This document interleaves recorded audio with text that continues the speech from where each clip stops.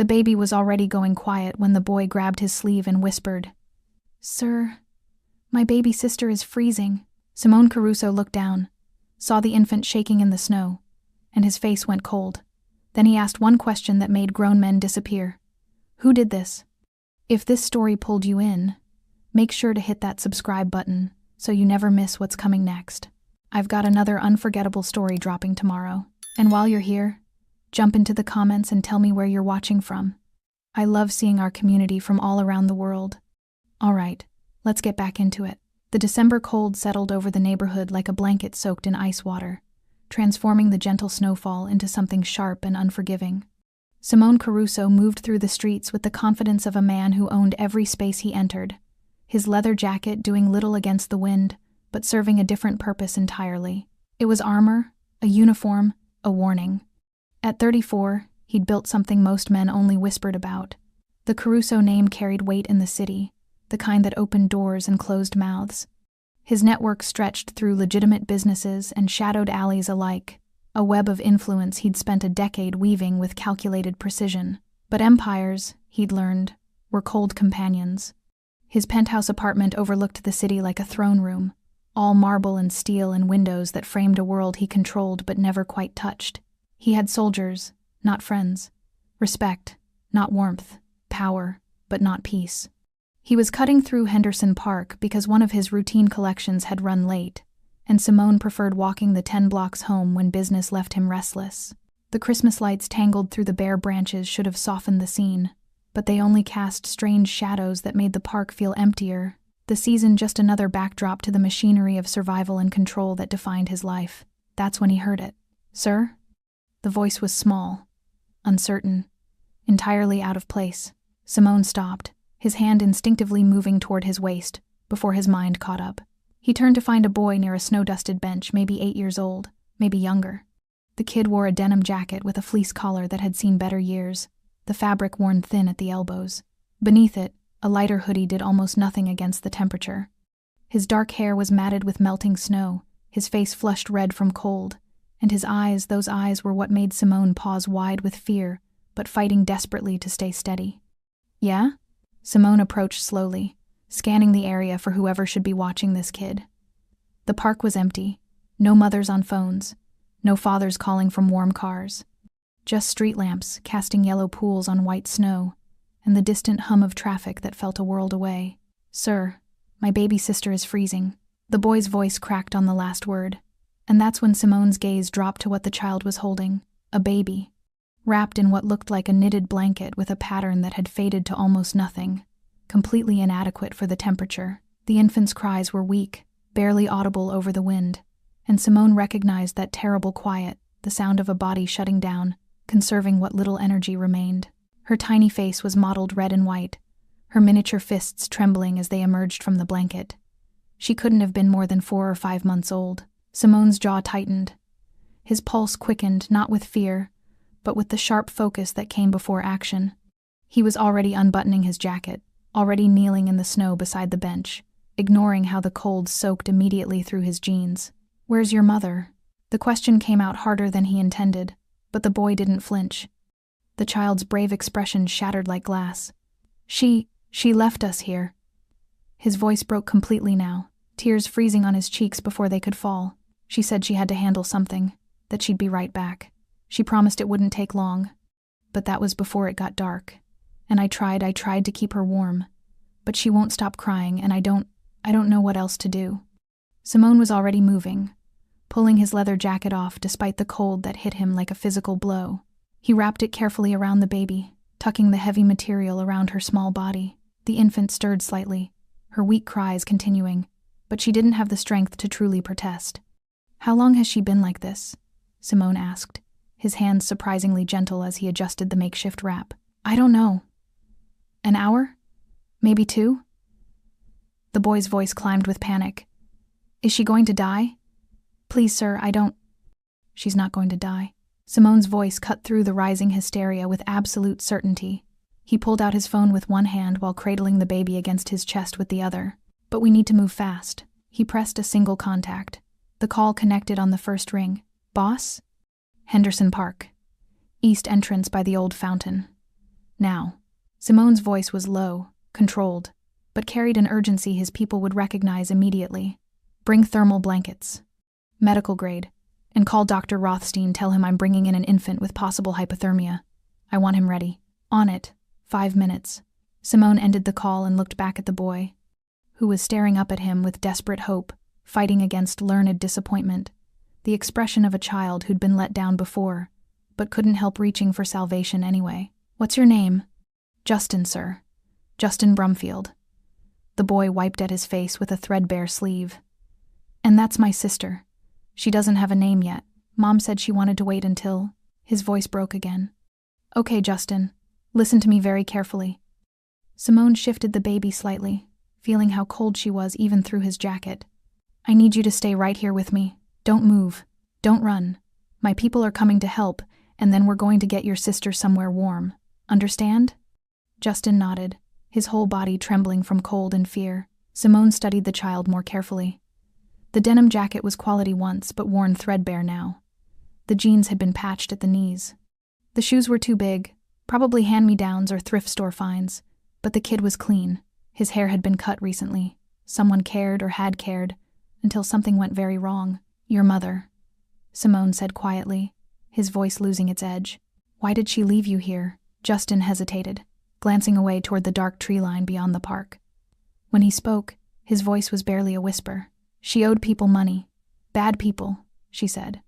She told me she had to make it right tonight, that if she didn't... He stopped, his small face crumpling with the weight of adult fears no child should carry.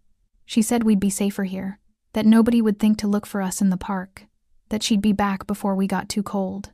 Something dark and dangerous flickered across Simone's expression. His voice dropped to barely above a whisper, calm but carrying a promise of violence. Who did this to her? Who's she paying? I don't know, sir. She wouldn't say. She just kept crying and saying she was sorry, that she'd fix it. Justin looked up at him with those wide, terrified eyes. She's not a bad person. She's really not. She just things got hard after Dad left. And... I know. Simone cut him off gently, because he did know. He understood exactly how desperation worked, how it ground people down until they made choices that seemed impossible from any other vantage point. Your mother's not bad, Justin. She's scared. There's a difference. Headlights cut through the darkness, 2 black SUVs pulling up to the park entrance with practiced precision. Doors opened, and 3 men emerged dressed in dark coats, moving with purpose. Justin tensed, pressing closer to the bench. It's okay, Simone said. They're with me. They're here to help. One of the men jogged over with a thermal blanket, and Simone carefully transferred the baby into the warmer covering while keeping his jacket around her. The infant's cries were almost non-existent now, just small whimpers that made Simone's chest tighten. He stood, cradling the baby against him, and looked down at Justin. Come on, you're riding with me. Where are we going? Simone started walking toward the vehicles, Justin scrambling to keep up.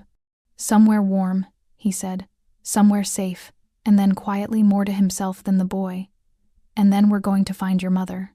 The SUV's interior was warm enough to hurt. Justin climbed into the back seat, his movements stiff and cautious, like a wild animal accepting food from a stranger's hand, grateful but not yet trusting. Simone slid in beside him, the baby still bundled against his chest, and the door closed with a solid thunk that sealed them into a world of leather and heated air. Drive, Simone said to the man behind the wheel. Easy. No sirens, no attention. The vehicle pulled away from the park smoothly, merging into the sparse late-night traffic. In the front passenger seat, a broad-shouldered man with graying temples turned slightly. Doc Rothstein's waiting at the clinic on Maple. Says he'll have everything ready. Good. Simone adjusted the thermal blanket around the baby, checking her tiny face. The mottled coloring was beginning to fade slightly, but her eyes remained closed, her breathing shallow. Call ahead. Tell him we're 7 minutes out. And Jeffrey? Yeah, boss? Put the word out, quietly. I need to know who's running debt collection in the Henderson Park area.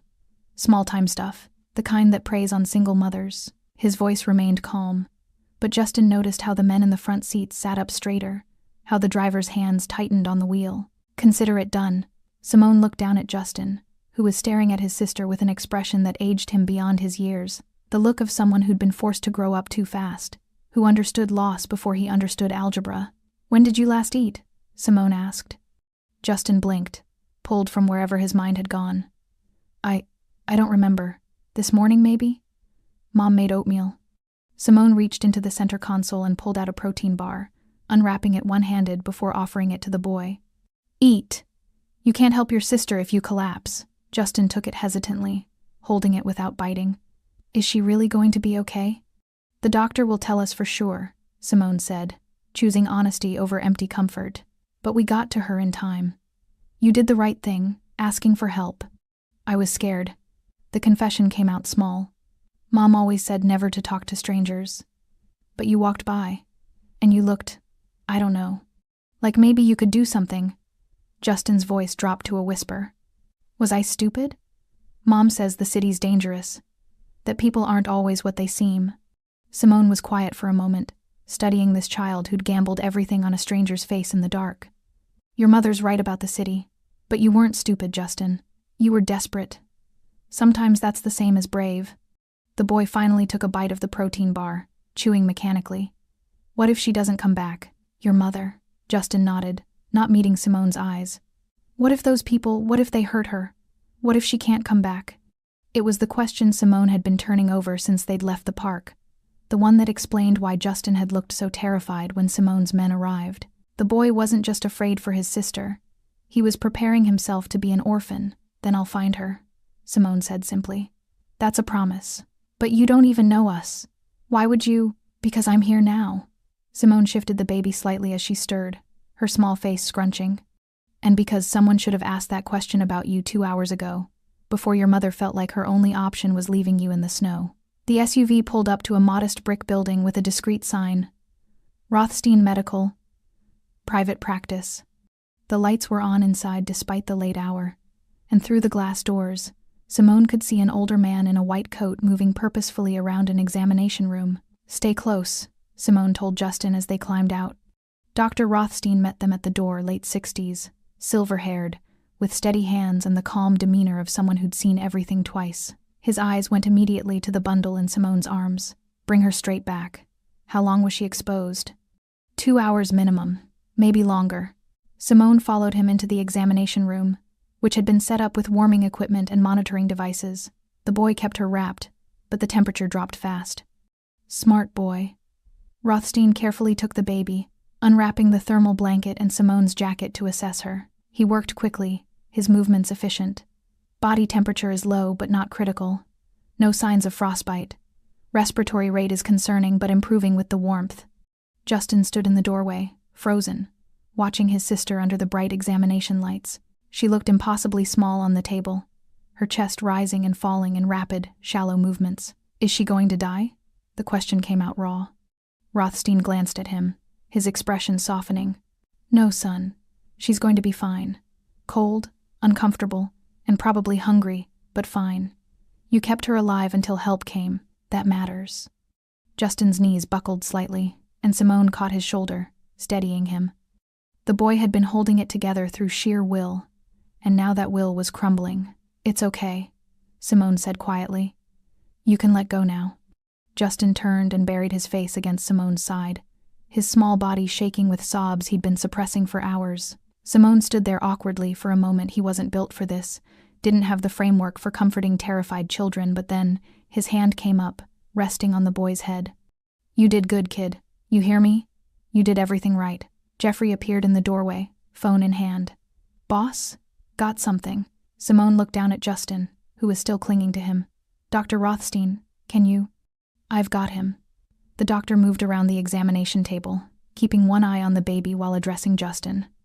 Son, why don't you come sit here where you can watch your sister? I'll get you some warm soup, and you can tell me all about how brave you were tonight. Justin pulled away reluctantly, wiping at his face. Simone waited until the boy was seated, his attention back on his sister, before stepping into the hallway with Jeffrey. Talk. Word came back fast. There's a crew working that neighborhood small operation, nothing sophisticated. They target people who can't go to banks, can't ask for help. Immigrant families, single parents, people with records. Jeffrey's jaw tightened. They keep the amount small enough to avoid attention, but the interest is predatory. Compound it weekly until people can't breathe. The mother? Name's Ruth Brumfield. Borrowed money 8 months ago to cover medical bills when the baby was born premature. Started at $2,000. Now they're claiming she owes $12. Simone's expression went cold. Where do they operate? Warehouse district. East side, near the old cannery. Who runs it? Jeffrey hesitated. Guy named Gregor Kessler, mid-level operator. Not connected to anyone who matters, but thinks he's untouchable because he keeps things quiet. Simone was silent for a long moment, his mind working through calculations, consequences, and the careful balance of power that governed his world. Then he pulled out his phone and made a call. It's me. I need a location on Ruth Brumfield. Last known whereabouts. Warehouse district east side. He paused, listening. No. Don't approach. Just find her and report back, and put together a team 4 men, light gear. We're going to have a conversation with someone. He ended the call and looked back through the examination room door. Justin was holding his sister's tiny hand, whispering something Simone couldn't hear. The baby's eyes were open now, dark and unfocused but alive. What are you thinking? Jeffrey asked carefully. Simone watched the boy and his sister for another moment, then turned away. I'm thinking, he said quietly, that fear travels downward, and someone needs to reverse the flow. The baby's name was Lily. Simone learned this an hour later when Dr. Rothstein finished his examination and declared her stable. Justin had whispered it while stroking his sister's tiny fingers, explaining that their mother had been saving the name for when they could afford the birth certificate paperwork. As if names cost money.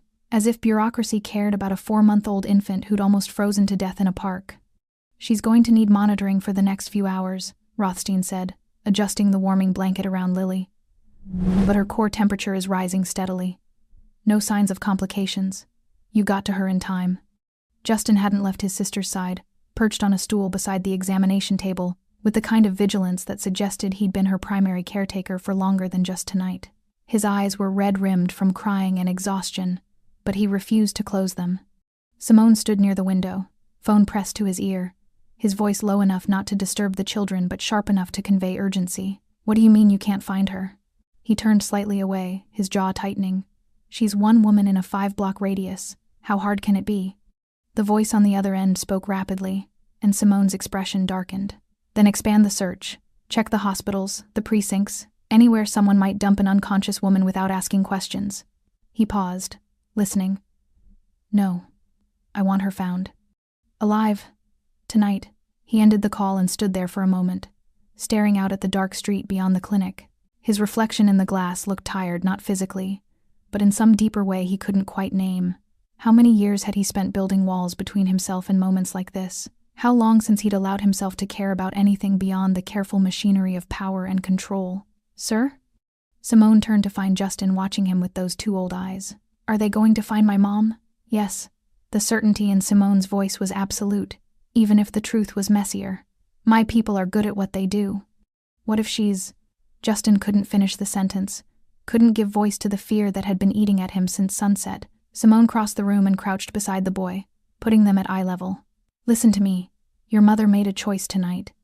A bad one, maybe, but she made it because she was trying to protect you. That kind of love doesn't just disappear. She's out there, and she's fighting to get back to you. How do you know? Because I've seen what happens when people give up. Simone's voice was quiet, honest. And leaving you in that park with instructions and a promise? That's not giving up. That's someone who fully intended to come back. Justin absorbed this, wanting desperately to believe. The men she went to see, the ones she owes money to, they're bad, aren't they? Yeah, Simone said, choosing truth over comfort. They are. Are they worse than you? The question hung in the air like smoke. Dr. Rothstein glanced up from his notes but said nothing. Jeffrey, standing guard near the door, remained perfectly still.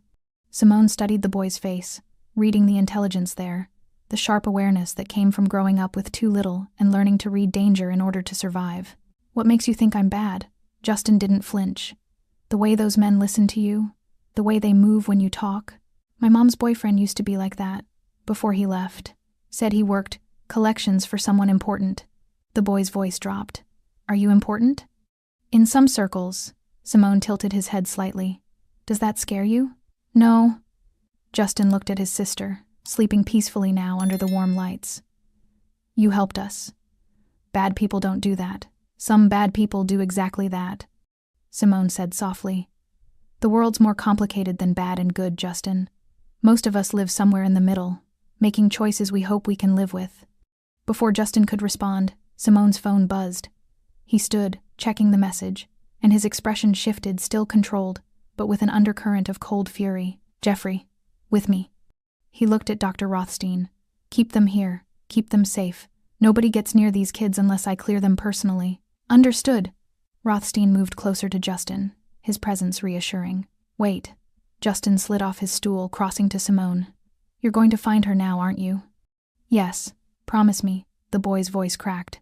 "Promise me you'll bring her back." Simone looked down at this child who'd already been betrayed by circumstances beyond his control, who was asking for a promise Simone had no business making. In his world, promises were leverage, tools to be used and discarded. But standing here, looking into Justin's desperate eyes, he found himself saying something he'd regret if it turned out to be a lie. "I promise. I'll bring her back to you." Justin nodded, accepting this covenant, and returned to his sister's side. The SUV cut through empty streets, heading east toward the warehouse district. Jeffrey drove while Simone stared at the message on his phone, reading it for the third time. Found her. Warehouse on Fletcher Street. Alive but hurt. Kessler's still there with 3 men, waiting for your call. "What's the play?" Jeffrey asked, his eyes on the road. "We go in quiet. No guns unless absolutely necessary. I want Kessler and his people contained, not dead." Simone's voice was cold, controlled. "This isn't about sending a message to the city. It's about correcting a mistake." "A mistake?" Someone thought they could squeeze a desperate woman hard enough to profit from her fear. Someone thought that children were acceptable collateral damage in a business transaction. Simone's hands tightened into fists. "That was a miscalculation. I'm going to make sure everyone understands that." Jeffrey navigated through an intersection, the warehouses rising around them like tombstones. "Boss, can I ask you something?" "Go ahead. Why this one? Why these kids?" Jeffrey's tone was careful, respectful. "We've passed 100 situations like this. You've always said we can't save everyone, that getting involved in civilian problems complicates the business." Simone was quiet for a long moment, watching the city slide past the windows. "I don't know," he finally said, and it was the truth. "Maybe I'm tired, Jeffrey. Tired of walking past the consequences without acknowledging them. Or maybe you saw yourself in that kid." Simone turned to look at his lieutenant, surprised. Jeffrey shrugged. "I've worked for you 8 years, boss. I know your story. The things you don't talk about.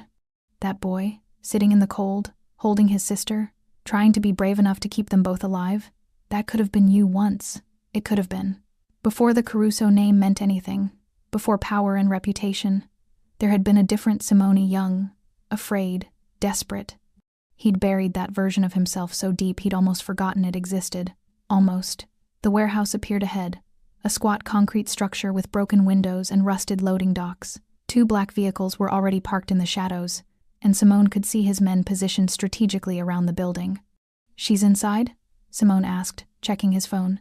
"2nd floor, northwest corner. Kessler and his crew are in the main floor office." Simone opened his door before the SUV fully stopped. "Separate the mother from Kessler's operation. Get her medical attention if she needs it. Then bring Kessler to me. And if he resists?" Simone's expression was arctic. "Then make sure he understands that resistance has consequences." He started toward the warehouse, his footsteps crunching on broken asphalt. And for the first time in years, Simone Caruso wasn't thinking about territory or profit or the careful balance of power that governed his world. He was thinking about a promise he'd made to a terrified 8-year-old boy, and he intended to keep it. The warehouse smelled like rust and old concrete, decades of industrial decay settling into the walls like a sickness. Simone moved through the ground floor with practiced silence, his men falling into formation around him without needing orders. They'd done this dance before the calculated approach, the controlled escalation, the moment when authority became absolute. But tonight felt different. Tonight wasn't about territory or respect or the invisible lines that governed his world. Tonight was about a woman who'd made a desperate choice and 2 children waiting in a clinic, believing he could fix what seemed irreparable. One of his men, a lean figure named Torres, appeared from the shadows and fell into step beside him. "She's upstairs, conscious but shaken. No serious injuries, but Kessler roughed her up pretty good before we arrived." Torres's voice was tight with controlled anger. "Boss, she's terrified. Keeps asking about her kids. Anyone tell her they're safe?" "Figured you'd want to do that yourself." Simone nodded, filing that away. "And Kessler?" "Main office, straight ahead. 3 men with him, but they're low level." The kind who fold when real pressure shows up. Torres gestured toward a door with frosted glass, light bleeding around its edges. They don't know we're here yet. Been too busy celebrating. Celebrating what? Torres's expression darkened. The money they squeezed out of Ruth Brumfield tonight. Apparently, she showed up with everything she had, $600, and they laughed at her, told her the debt had gone up to $15,000. When she tried to leave, they stopped her. Simone felt something cold and sharp settle in his chest, not rage, but something more dangerous. Calculated fury. The kind that didn't explode but instead carved through obstacles with surgical precision. How many exits? 2. Back door and the one we're standing near. Both covered. Good. Give me 5 minutes with Kessler alone. If you hear anything that sounds like a situation, come in. Otherwise, wait. Torres hesitated. Boss, you sure you don't want backup in there? Simone's expression was answer enough. He approached the office door and opened it without knocking. 4 men looked up from a scratched metal desk scattered with cash and papers. The office was claustrophobic. Bare bulbs casting harsh shadows, walls covered in water stains and old calendars. A space heater hummed in the corner, fighting against the December cold. Gregor Kessler sat behind the desk, a man in his 40s with thinning hair and the kind of soft physique that suggested he'd never done physical work himself. His eyes widened when Simone walked in, recognition flickering across his face like static. Who the? Kessler started, but his voice died when his gaze locked on Simone's face. Whatever he saw there made him recalculate instantly. The 3 men flanking Kessler were younger, harder around the edges, the muscle behind the operation. They straightened slightly, hands moving toward their waistbands. Don't. Simone's voice was quiet, conversational even, but it carried a weight that froze all 3 men mid-motion. Whatever you're reaching for, I promise you don't want to find out what happens next. Do you have any idea whose territory you just walked into? Kessler tried to inject authority into his voice, but it came out thin, uncertain. Simone closed the door behind him and stood there, taking up space with the kind of presence that made the cramped office feel even smaller. He didn't reach for a weapon, didn't make threats, just stood there, and somehow that was more intimidating than any show of force. Your territory? Simone tilted his head slightly. That's interesting. See, I was under the impression this entire district operated under certain understandings, rules about who works where, permissions that need to be secured before setting up operations. Kessler's face paled slightly. Look, if there was some misunderstanding about clearances, I'm sure we can work something out. We're reasonable people here. Reasonable. Simone repeated the word like he was tasting something bitter. Tell me, Gregor, can I call you Gregor? What's reasonable about charging a single mother $15,000 on a $2,000 loan? That's just business. Interest compounds, payments were missed, penalties. What's reasonable? Simone continued, his voice dropping lower. About leaving 2 children in a park? One of them an infant. In December, for hours. The temperature in the room seemed to drop.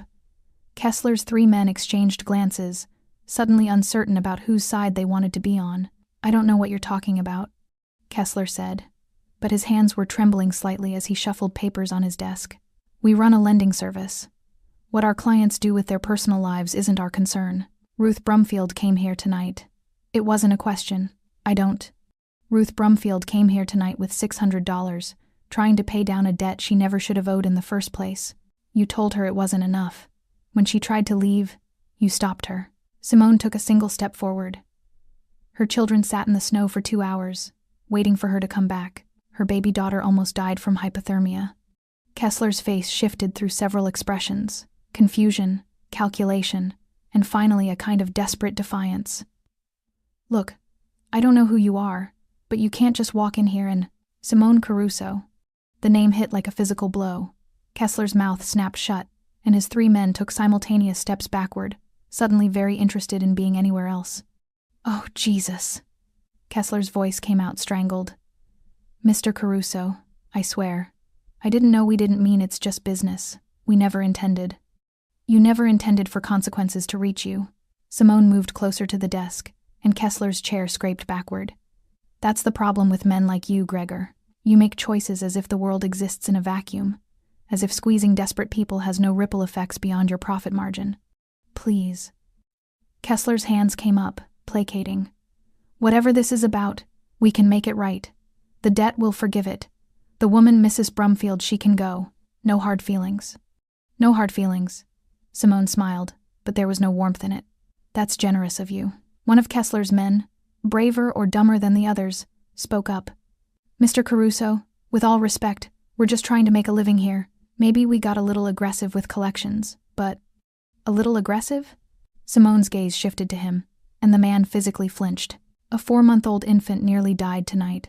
A 8-year-old boy sat in the snow, holding his sister, terrified she'd stop breathing. He had to approach a complete stranger and beg for help because his mother was here, being collected from by you people.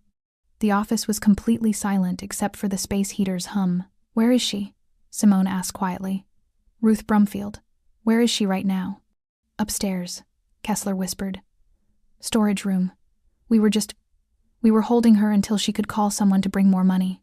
That's all. That's all. Simone nodded slowly. You kidnapped a woman, assaulted her, left her children to freeze, all over $2,000. $15,000. $2,000. Simone's voice cut like a blade. The rest is fabricated interest designed to trap people in cycles they can't escape.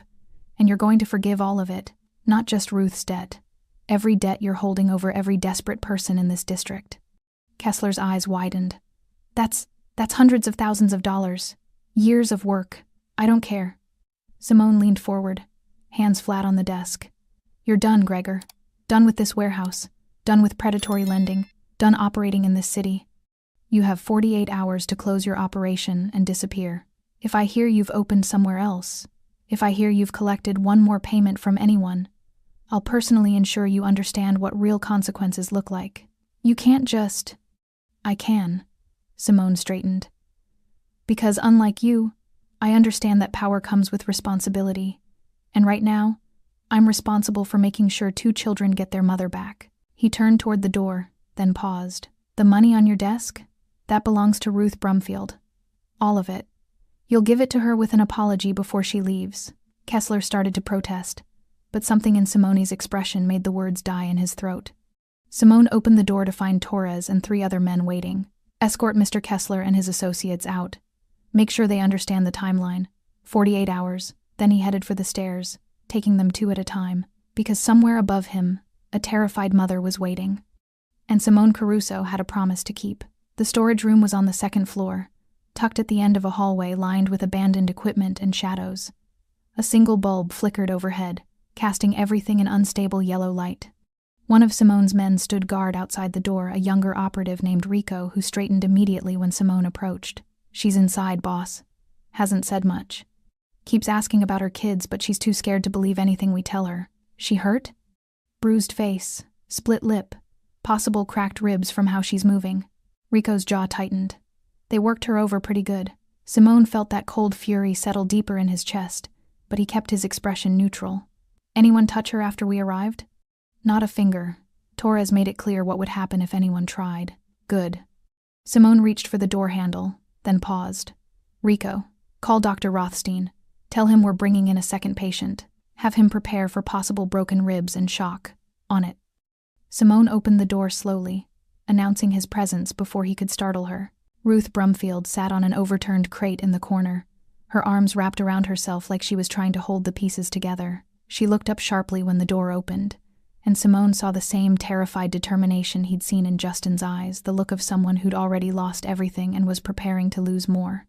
She was younger than he'd expected, maybe 30, with dark hair pulled back in a messy ponytail.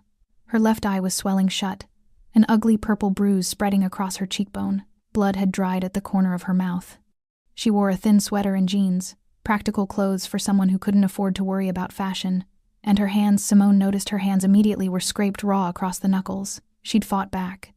Mrs. Brumfield. Simone kept his distance, staying near the door. My name is Simone Caruso. I'm here to take you to your children. Ruth's eyes widened, and for a moment she looked like she might bolt. My children? Where are they? What did you do to… Her voice cracked, pain and terror bleeding through. Please, they're just babies. They didn't do anything wrong. If you want to hurt someone, hurt me. But please. They're safe. Simone kept his voice steady, calm. They're with a doctor right now. Your son Justin and your daughter Lily, they're both safe. Lily? Ruth's face crumpled. You know her name? How do you… She stood abruptly, swaying slightly from pain or shock or both. I need to see them. Right now, I need. And you will. Simone took a careful step forward, hands visible, non-threatening. But first I need you to listen to me. Can you do that? Ruth's breathing was ragged, panicked. Her eyes darted around the room like she was looking for exits, for weapons, for anything that might help her protect children who weren't even there. Who are you? Why do you have my babies? I found them. Simone's voice gentled slightly. About 2 hours ago, Justin was sitting on a bench in Henderson Park, holding Lily. She was crying, and he was trying to keep her warm. He asked me for help. The words hit Ruth like physical blows. She pressed a hand to her mouth, tears spilling over despite obvious efforts to contain them. Oh God, no. I told him to wait. I said I'd be right back. I promised. Her knees buckled, and Simone moved quickly, catching her before she hit the concrete floor. Easy, you're hurt. He helped her back to the crate, and she didn't resist, all the fight draining out of her at once. Are they really okay? Her voice was barely a whisper. My baby Lily, she was so cold when I left. I wrapped her in every blanket I had, but it wasn't enough. And Justin kept saying she wouldn't stop crying, but I had to come here. I had to make this right. She looked up at Simone, her good eye pleading. They told me if I didn't pay tonight, they'd come to my apartment. They'd take everything. I couldn't let them see that. Couldn't let them hurt my children. So you left Justin and Lily in the park. Simone said it without judgment, just stating fact. Ruth flinched anyway. I thought they'd be safer there. Away from here. Away from these people. Her voice broke. I thought I'd be back in 30 minutes. I had $600, everything I'd saved. I thought maybe if I gave them that, if I explained my situation, they'd give me more time. She laughed, a bitter sound. I was so stupid. You weren't stupid. Simone crouched beside her, meeting her eyes. You were desperate. There's a difference. Is there? Ruth touched her split lip gingerly. I left my children in the snow. What kind of mother does that? What kind of person? The kind who's been backed into a corner by predators. Simone's voice hardened. The kind who's been systematically exploited by people who profit from fear. You made a choice based on impossible options, Ruth. That doesn't make you a bad mother. It makes you a victim of a system designed to crush people exactly like you. She stared at him, trying to reconcile his words with everything she knew about men who operated in warehouses and spoke with authority. Why are you helping us? People like you don't just... She stopped, uncertain. People like me? Powerful people, dangerous people. She gestured vaguely at the room, at the situation. You walk in here, and everyone stops. They're terrified of you. I can see it, so why would someone like you care about us? It was a fair question. One Simone had been asking himself since he'd knelt in the snow beside a terrified 8-year-old. Because I found your son holding your daughter, trying to be brave when he was absolutely terrified. Because your baby almost died tonight from hypothermia. Because... He paused, choosing honesty. Because I'm tired of watching fear flow downhill until it crushes the people who can least afford to bear it. Ruth absorbed this, tears still streaming down her face. Justin, is he really okay? He must have been so scared. And Lily, if she got too cold, if she... Dr. Rothstein says Lily's going to be fine. Her temperature dropped dangerously low, but we got to her in time. Justin never left her side. That boy loves his sister more than anything in this world. A sob broke through Ruth's control. He shouldn't have had to do that. He's 8 years old. He should be worrying about homework and friends, not whether his baby sister is going to survive the night. You're right. He shouldn't. Simone stood, offering her his hand. Which is why we're going to make sure he never has to again. Come on, your children are waiting. Ruth took his hand, letting him help her up. She moved carefully, one arm pressed against her ribs. The debt, Kessler said, I owe $15,000 now. He said if I don't pay, the debt is forgiven. Simone said it like it was already done, already immutable. All of it. You don't owe anyone anything, but that's not people like Kessler don't just forgive. Kessler doesn't have a choice. Simone opened the door, nodding to Rico. He's closing his operation. Permanently. You'll never hear from him again. Ruth stared at him like he'd just spoken a language she didn't understand. What did you do? I had a conversation. Explained certain realities about how business operates in this city. Simone's expression was unreadable. Sometimes people need reminders about consequences. They started down the hallway, Ruth moving slowly, still processing everything. At the top of the stairs, she stopped suddenly, turning to face him. "Mr. Caruso, that's your name, right?" "Simone." "Simone." She said it carefully, like testing the weight of it. "I don't know what you are or what you do, and maybe I don't want to know, but thank you." Her voice cracked again. "Thank you for saving my children." Simone looked at this woman who'd been beaten and threatened, who'd made terrible choices out of desperate love, who was still standing despite everything trying to knock her down. "Thank your son," he said quietly. "He's the one who was brave enough to ask for help." They descended the stairs together, Ruth leaning slightly on the railing for support, and somewhere ahead, in a warm clinic under bright lights, 2 children were waiting for their mother to come home. The SUV moved through the city with deliberate care, avoiding potholes and sudden stops. Ruth sat in the back seat beside Simone, her hands twisted together in her lap, knuckles white with tension. Every few seconds, she'd glance out the window as if trying to calculate how much longer until she could hold her children again. "How far?" she asked for the 3rd time in 10 minutes. 5 more blocks." Simone's voice remained patient. He'd watched her cycle through this pattern since they'd left the warehouse, brief silence followed by desperate questions, as if asking could somehow make the distance shorter. Ruth nodded, then immediately asked, "And you're sure they're okay? Both of them?" "Dr. Rothstein called 20 minutes ago. Lily's temperature is normal. She's sleeping. Justin ate some soup and is sitting beside her." Simone showed her his phone screen, though she'd already seen the update twice. "They're fine, Ruth, I promise." "He shouldn't have eaten," Ruth's voice caught. "Justin, he has a sensitive stomach when he's stressed. If he ate too fast, he'll get sick. And," she pressed her hands to her face, "God, listen to me. My son kept his baby sister alive in the snow, and I'm worried about soup." "You're worried because you're their mother." Simone said it simply, without judgment. "That's what mothers do." Ruth lowered her hands, looking at him with red-rimmed eyes. "Do you have children?" "No." "Then how do you know?" Simone was quiet for a moment, watching the city lights slide past the window. "I had a mother once. She worried about everything, whether I'd eaten, whether I was warm enough, whether I was safe." His voice went distant. "Even when we had nothing, she worried. Especially then. What happened to her?" "She died. A long time ago." Simone turned back to Ruth. "But I remember how she'd look at me when I came home, like she'd been holding her breath until she could see I was okay. That's the same look you have right now." Ruth's chin trembled. "I failed them tonight. I know you're being kind, saying I made a desperate choice. But the truth is, I left my babies in the cold. What if you hadn't walked by? What if Justin had been too scared to ask for help? What if—" Her breath hitched. "What if Lily had died because I was too proud to ask for help before it got this bad? But she didn't." Simone's voice was firm, cutting through her spiral. "You're not responsible for Kessler's predatory business. You're not responsible for a system designed to trap people like you. You did what you thought would protect your children, and I almost killed them." "No, you almost saved them." Simone shifted to face her fully. "Ruth, listen to me. You borrowed money when your daughter was in the hospital. You worked 3 jobs trying to pay it back. When they threatened to come to your home, you went to them instead. Every choice you made was about protecting Justin and Lily. The fact that it went wrong doesn't change the intention behind it. Intention doesn't matter if they end up dead." "But they're not dead." Simone's voice softened. "They're waiting for you. And when you see them, you're not going to apologize for being a bad mother. You're going to hold them and be grateful you all survived. Understood?" Ruth stared at him, tears streaming freely now.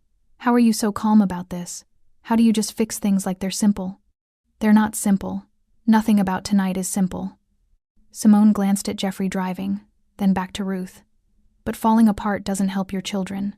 Moving forward does." The SUV turned onto Maple Street, and Ruth sat up straighter, recognizing the area. "That's it, isn't it? That building? That's Rothstein's clinic."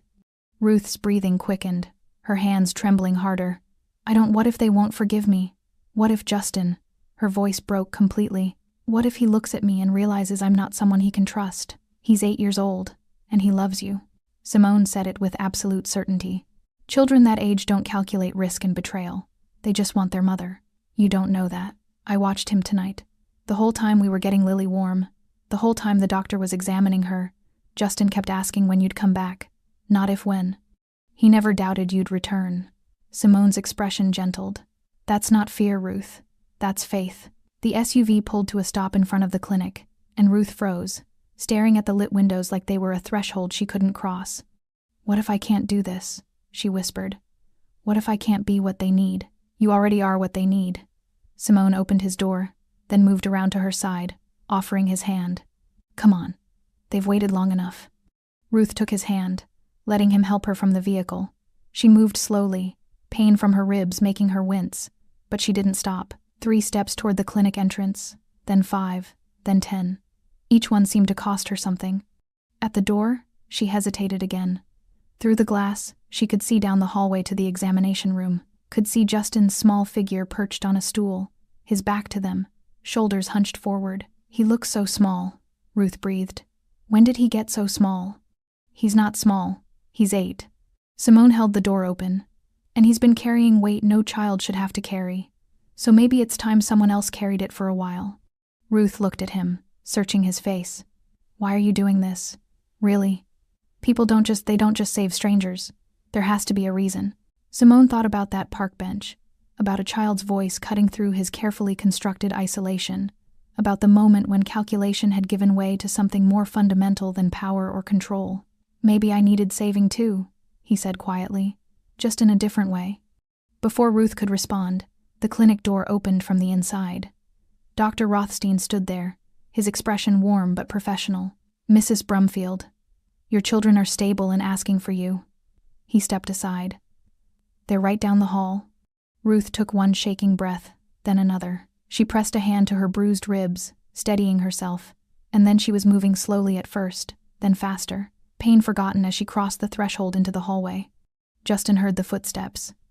He turned on his stool, his young face exhausted and tear-stained, and his eyes went wide when he saw his mother. Mom? The word came out small, disbelieving, like he'd been afraid to hope. Ruth's face crumpled completely. Baby, oh baby, I'm so sorry. Justin launched himself off the stool and ran. Not away, but toward crashing into his mother with enough force to make her stumble backward. She caught him, crying out slightly from the pain in her ribs, but her arms wrapped around him immediately, holding him like she'd never let go. You came back, Justin sobbed into her shoulder. You came back. You came back. I promised, didn't I? Ruth's voice was barely audible through her tears. I promised I'd come back. I thought I was scared they hurt you. I thought maybe you couldn't. I'm here. I'm here now. Ruth pulled back just enough to see his face, her hands cupping his cheeks. Are you okay? Are you hurt? I'm fine, Mom. I kept Lily warm. I did like you said. Justin's words tumbled out frantically. But she got so cold. And I didn't know what to do. And then Mr. Caruso found us and he helped and he turned, pointing toward the examination table. Lily's okay? The doctor said she's okay? Ruth looked past Justin to where her daughter lay sleeping under warming blankets, her tiny chest rising and falling steadily. The sight broke something open inside her, relief so profound it was almost painful. She moved to the examination table, still holding Justin's hand, and gently touched Lily's small face. The baby stirred slightly, her eyes fluttering open, unfocused but alive. Hi, sweetheart, Ruth whispered, tears dripping onto the table. Mommy's here. Mommy's so sorry.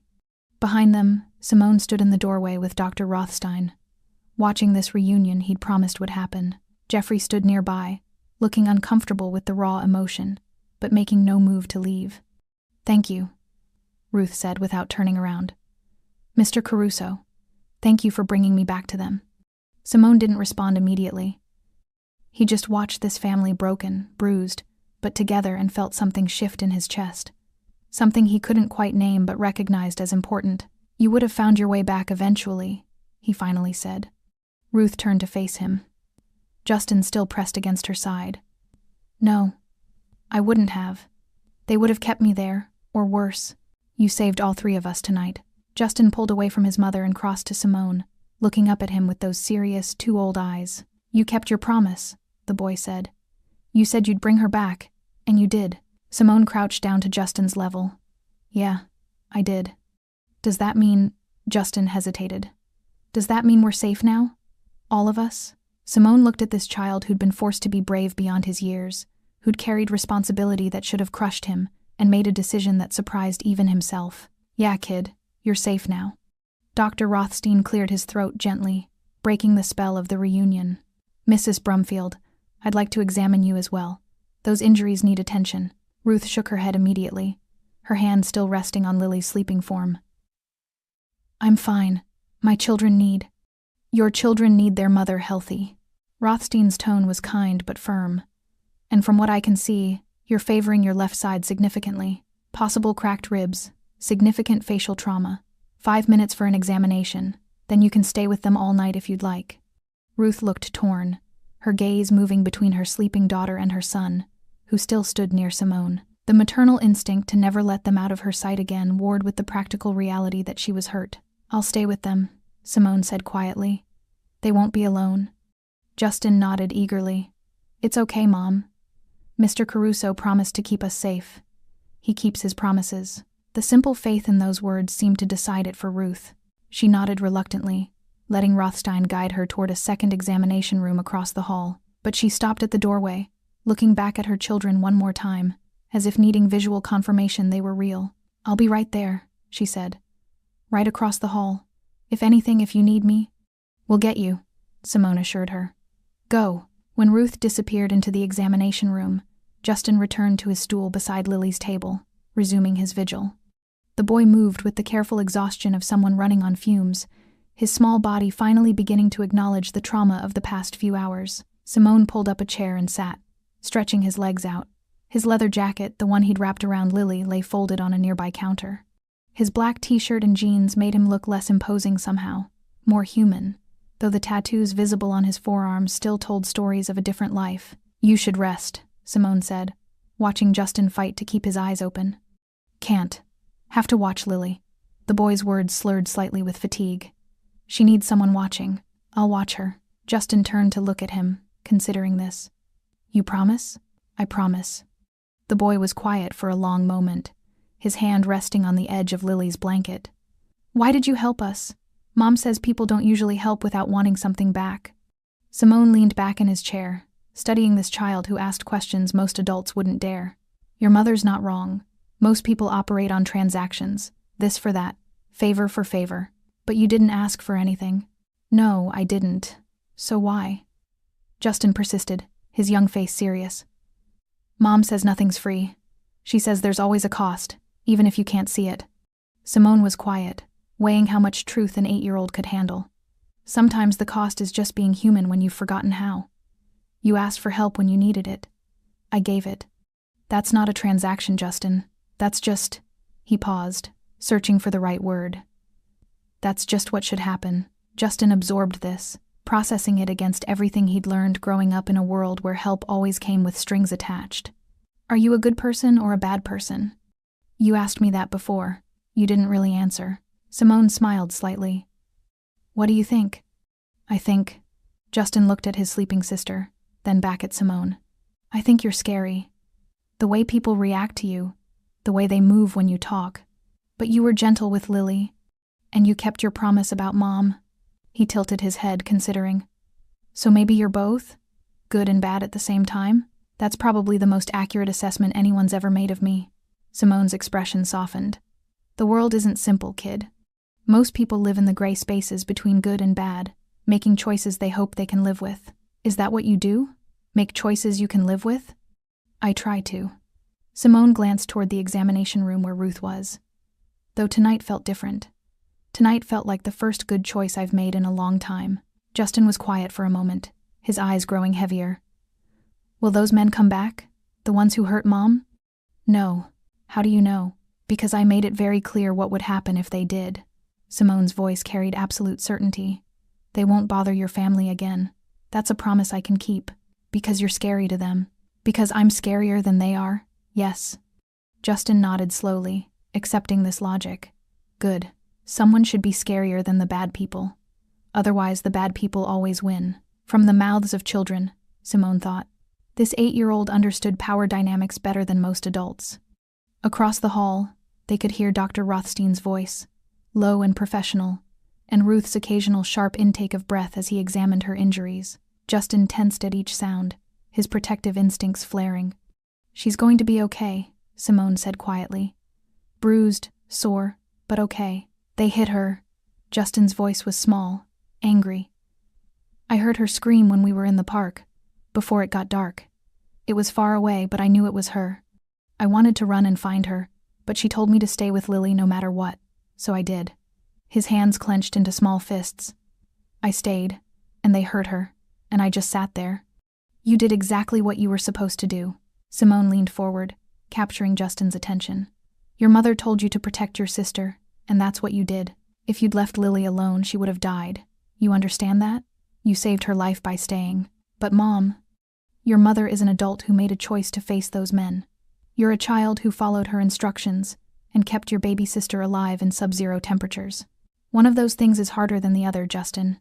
And you did the harder thing. Justin's eyes filled with tears he'd been holding back for hours. I was so scared. The whole time, I was so scared. I know. Lily kept crying, and she got quieter, and I didn't know if that meant she was getting better or worse. And it got dark, and the cold hurt, and I thought, his voice broke. I thought maybe I did it wrong. Maybe I was supposed to carry her somewhere warmer, or maybe I was supposed to find help sooner, or maybe, come here. Simone opened his arms, and Justin slid off his stool, collapsing against him. The boy cried silently, his small body shaking with suppressed sobs, and Simone held him the way someone had held him once, a lifetime ago, firmly, safely, letting him know he wasn't alone. You did good, kid, Simone said quietly. You did everything right. You kept your sister warm. You asked for help when you needed it. You were brave when you were terrified. That's not wrong. That's the definition of courage.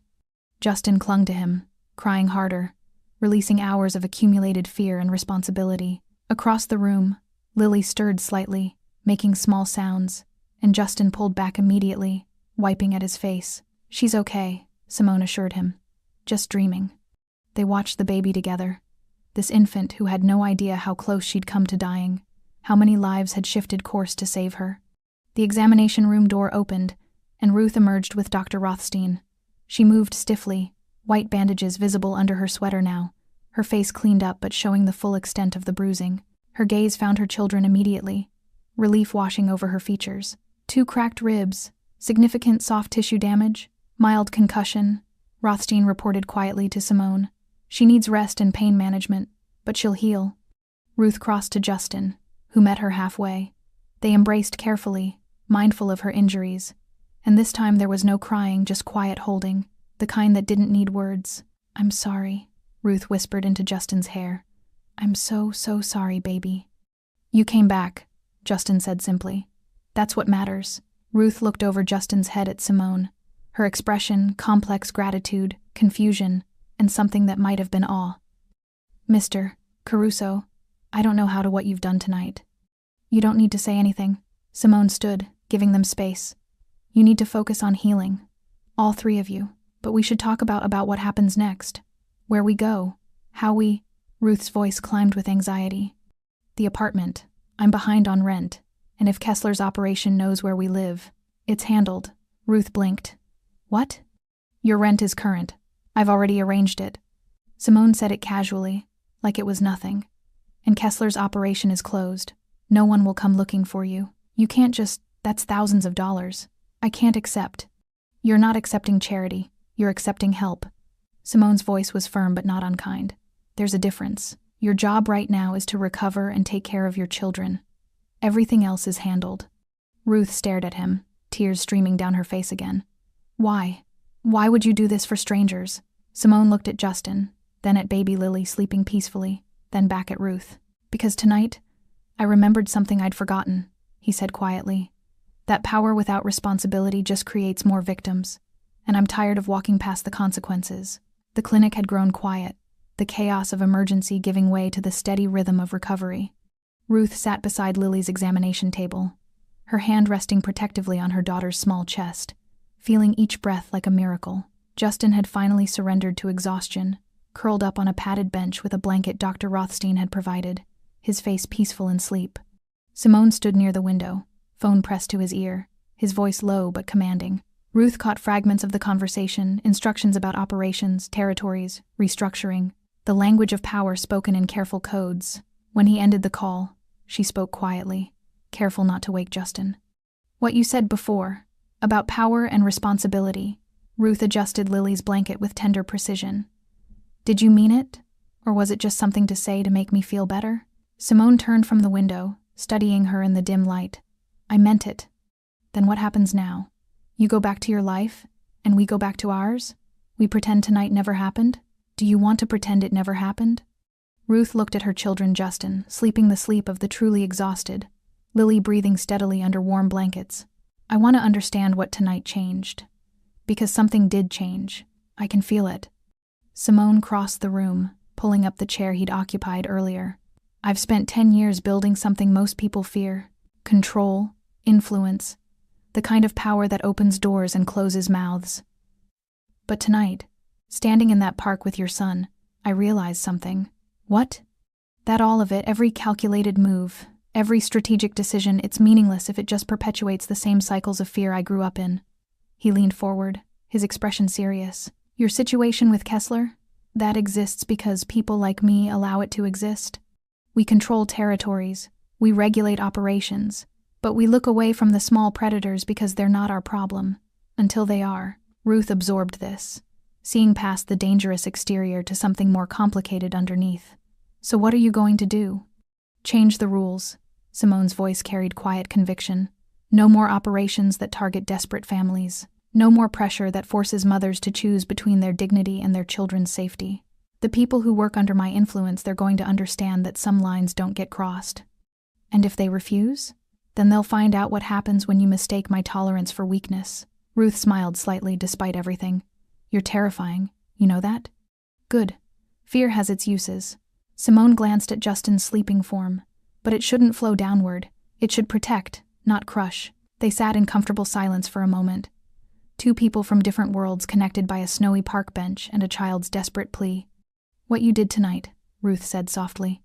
Paying my rent, closing Kessler's operation, bringing me back to my children. That's not just changing rules. That's changing who you are. Maybe. Simone stood, stretching slightly. Or maybe it's remembering who I was before I forgot. Dr. Rothstein appeared in the doorway, carrying paperwork. Mrs. Brumfield, I'm discharging Lily.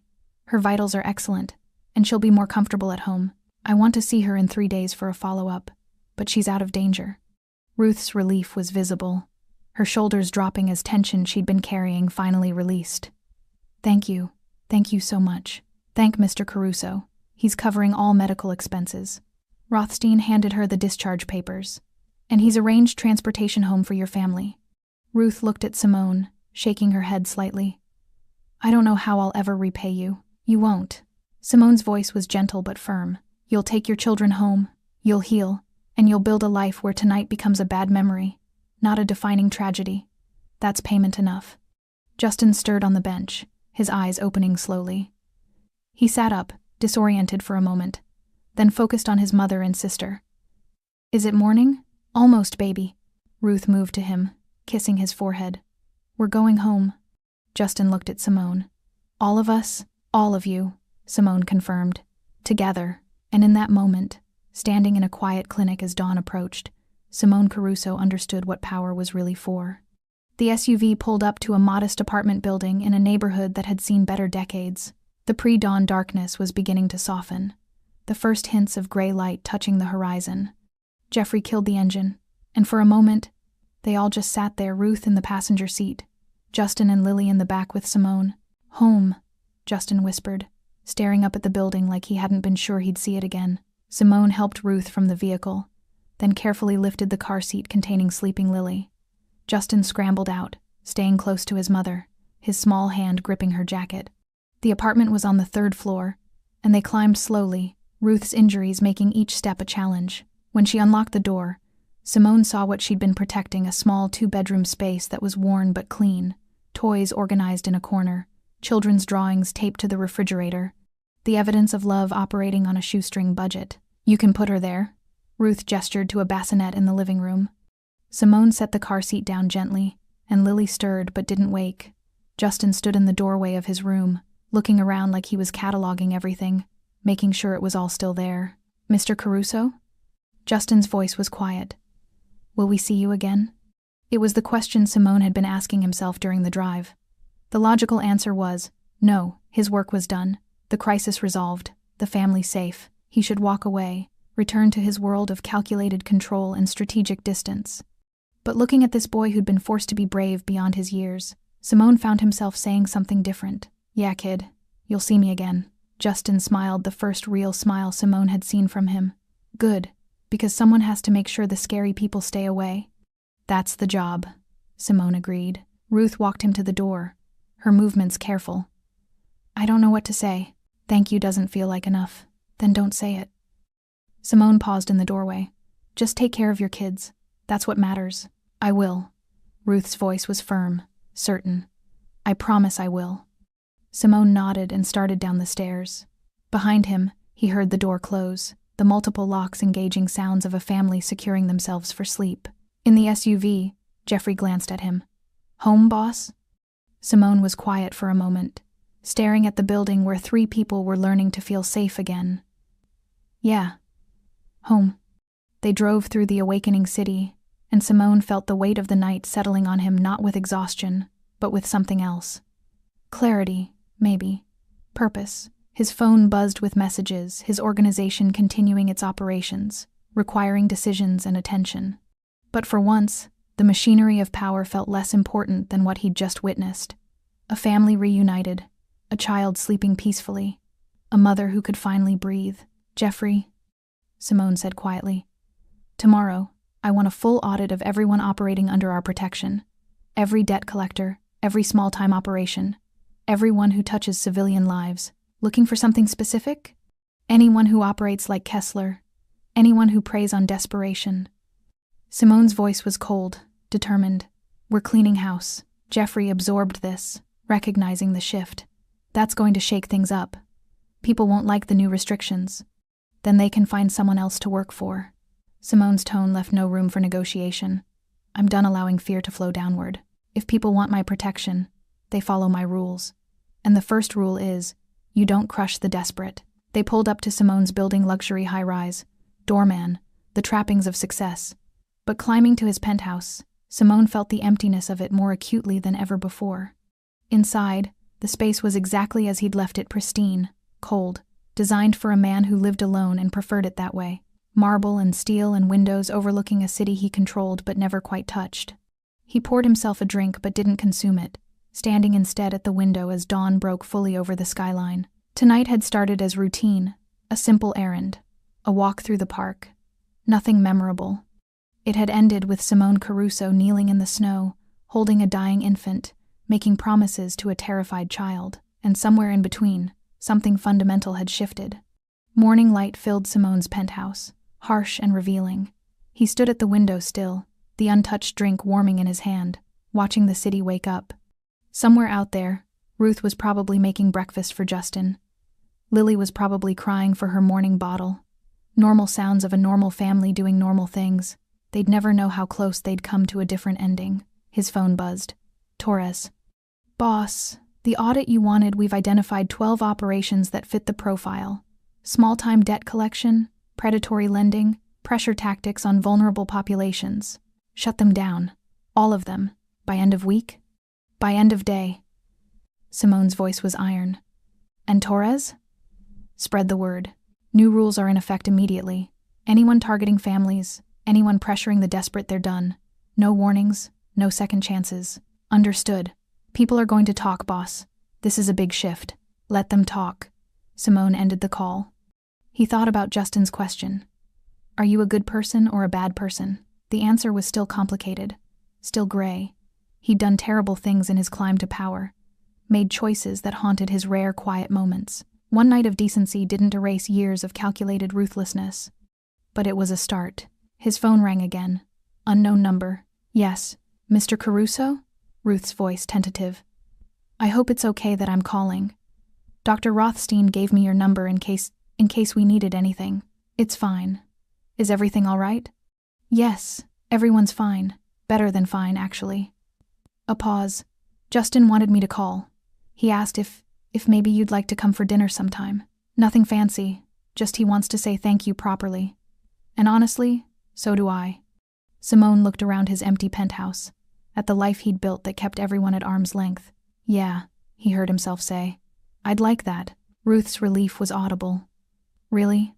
I know you're probably busy. I'll make time." After they hung up, Simone finally set down the drink and headed to his bedroom. He needed sleep, needed to reset before the day's work began. But for the first time in years, the emptiness of his apartment didn't feel suffocating. He'd made a promise to a frightened child in a snowy park. He'd kept that promise, and in doing so, he'd answered a question he hadn't known he was asking.